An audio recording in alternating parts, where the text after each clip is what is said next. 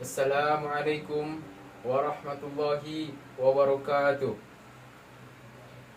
Innal hamdalillah nahmaduhu wa nasta'inuhu wa nastaghfiruh wa na'udzu billahi min shururi anfusina wa min sayyiati a'malina. May yahdihillah fala mudhillalah wa may yudlil fala hadiyalah. Asyhadu an la ilaha illallah wa asyhadu anna Muhammadan abduhu wa rasuluh. La nabiyya ba'dah. Qala fil Qur'anil Karim, a'udzu billahi minasy syaithanir rajim. Wa qada rabbuka alla ta'budu illa iyyahu wa bil walidaini ihsana.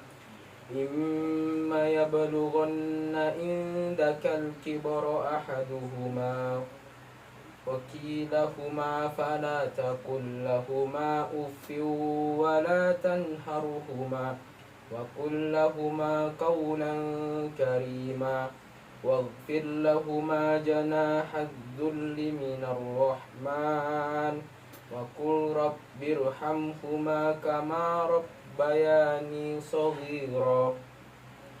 Ma'asyiral muslimin rahimakumullah.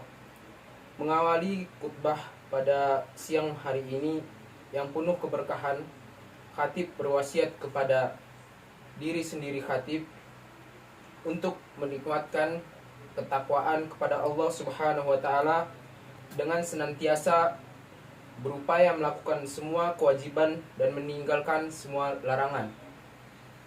Hadirin jamaah Jumat rahimakumullah. Di dalam beberapa ayat di atas, Allah Ta'ala memerintahkan kepada kita untuk tidak beribadah kecuali kepadanya, serta berbuat baik kepada kedua orang tua.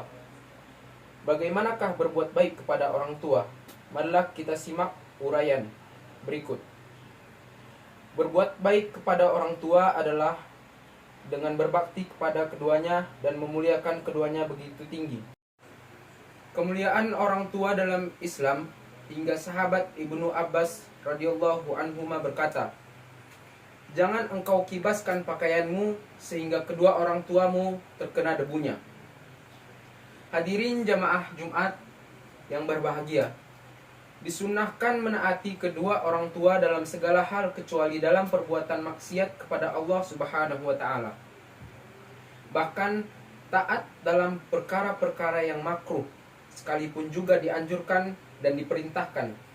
Para ulama mengatakan bahwa jika salah satu dari kedua orang tua memerintahkan anaknya untuk melakukan perkara yang mubah atau meninggalkannya, disunnahkan bagi anak untuk menaatinya dalam hal tersebut.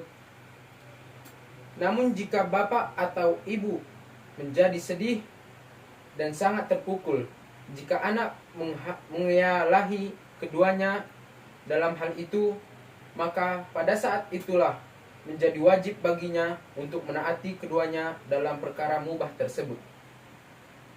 Rasulullah Shallallahu Alaihi Wasallam bersabda, "Ridho Allah berada pada ridho kedua orang tua, dan murka Allah berada pada murka kedua orang tua." Hadis riwayat Al-Hakim.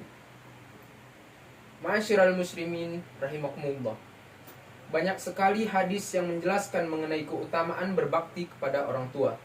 Di antaranya dalam sabda Rasulullah Sallallahu Alaihi Wasallam, yaitu orang yang paling agung haknya terhadap seseorang perempuan adalah suaminya, dan orang yang paling agung haknya terhadap laki-laki adalah ibunya.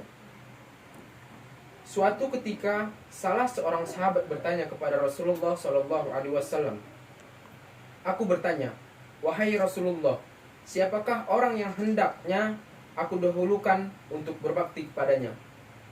Nabi menjawab, "Ibumu." Lalu sahabat Nabi bertanya lagi, "Kemudian siapa ya Rasulullah?" Nabi menjawab, "Ibumu." Kemudian sahabat Nabi bertanya lagi, "Siapa ya Rasulullah?" "Ibumu." Dan sahabat Nabi bertanya sekali lagi, "Kemudian siapa ya Rasulullah?" Nabi menjawab, "Ayahmu." Kemudian kerabat terdekat, lalu yang terdekat setelahnya. Hadis riwayat Abu Daud dan At-Tirmizi. Dipahami dari hadis di atas bahwa ibu didahulukan atas bapak dalam hal berbakti kepadanya. Hal itu dikarenakan keletihan dan kelelahannya dalam merawat anak dengan penuh kasih sayang serta berbagai kesulitan yang dilaluinya.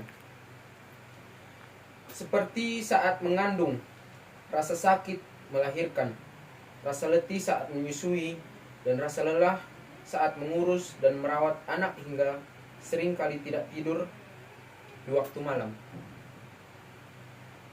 Suatu ketika sahabat Abdullah bin Umar radhiyallahu anhuma melihat seorang anak laki-laki menggendong ibunya di punggungnya tawaf mengelilingi Ka'bah. Laki-laki itu lalu bertanya kepada Umar, "Wahai Ibnu Umar, apakah Anda menilai aku telah memenuhi hak ibuku?" Ibnu Umar menjawab, "Belum. Bahkan sama sekali tidak sebanding dengan satu di antara sekian kali rasa sakit yang dialaminya saat melahirkan.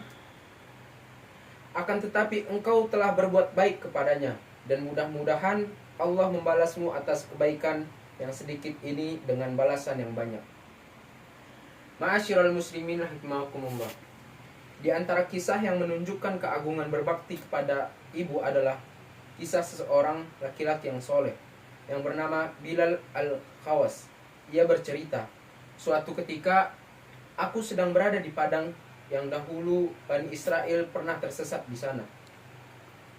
Tiba-tiba aku mendapati seorang yang berjalan mengiringiku. Aku mendapat ilham bahwa orang itu adalah Al-Khadir alaihissalam. Lalu aku bertanya kepadanya tentang Malik bin Anas. Ia menjawab, Malik adalah panutan para imam. Lalu aku bertanya kepada tentang Asy-Syafi'i. Ia menjawab, Asy-Syafi'i adalah seorang autad atau para wali yang berderajat tinggi. Lalu aku bertanya kepada tentang Ahmad bin Hanbal. Ia menjawab, Ahmad adalah seorang sidik atau para wali yang berderajat tinggi. Lalu aku bertanya kepada tentang Bil al-Hafi. Ia menjawab, setelahnya tidak ada orang yang sepertinya. Lalu aku bertanya kepadanya, aku bertanya kepadamu demi Allah yang pasti adanya, siapakah Anda ini?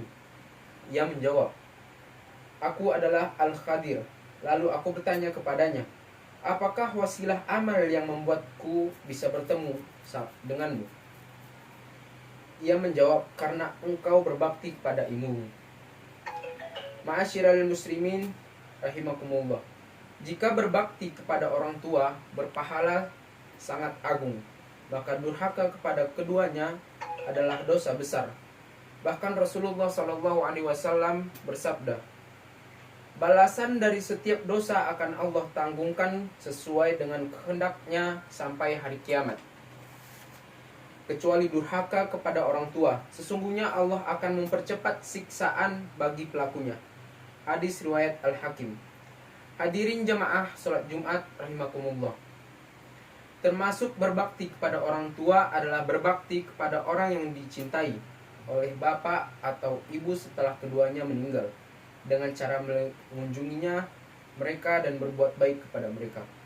Baginda Nabi SAW bersabda, di antara berbakti yang paling utama adalah apabila seseorang berbuat baik kepada orang yang dicintai oleh ayahnya setelah ayahnya meninggal. Di antara bentuk bakti kepada kedua orang tua juga adalah berziarah ke makam keduanya setelah meninggal. Janganlah kita mencukupkan diri untuk menyayangi keduanya dengan kasih sayang kita yang fana di dunia, tapi kita ziarah dan kita doakan agar keduanya memperoleh kasih sayang dan rahmat Allah yang kekal. Yang demikian itu sebagai balasan karena keduanya telah menyayangi dan mendidik kita sewaktu kecil. Tentunya doa ini khusus bagi bapak ibu yang muslim, bukan bapak ibu yang meninggal dalam keadaan selain Islam. Hadirin yang dirahmati Allah, demikian khutbah singkat pada siang hari ini yang penuh keberkahan ini. Semoga bermanfaat dan dapat kita amalkan. Amin. Wa qulu qawlan hadza wa astaghfirullah li wa lakum fastaghfiruhu innahu wal ghafurur rahim. Alhamdulillah, alhamdulillahilladzi hadana li hadza wa ma kunna linahtadiya an hadanallah. Asyhadu an la ilaha illallah wa asyhadu anna Muhammadan abduhu wa rasuluh. Amma ba'd. Faya ayyuhan nas, usikum wa nafsi bitaqwallah il azim wa a'lamu anna Allah amarukum bi amri azim. Inna Allaha wa malaikatahu yusallu 'alan nabi. Ya ayyuhalladzina amanu sallu 'alaihi wa sallimu taslima. Allahumma salli ala sayyidina Muhammadin wa ala alihi sayyidina Muhammadin kama sallaita ala sayyidina Ibrahim wa ala ali sayyidina Ibrahim wa barik ala sayyidina Muhammadin wa ala alihi sayyidina Muhammad kama barakta ala sayyidina Ibrahim wa ala ali sayyidina Ibrahim fil alamina innaka hamidum majid. Allahumma ighfiril muslimina wal muslimat wal mu'minina wal mu'minat al ahya'i minhum wal amwat birahmatika ya arhamar rahimin. Allahumma fana anna bala wal ghala wal waba wal fahsya wal munkar wal baghya wa syufa mukhtalifata wa syaida wal mihan. Rabbi gfirli wa liwalidayya warhamhuma kama rabbayani shaghira. Innallaha ya'murukum bil adil ihsan wa ita'i dzil qurba wa yanha 'anil fahsya'i wal munkari wal baghi ya'idukum la'allakum tadhakkarun. Wala dzikrullahi akbar. Aqimus shalah.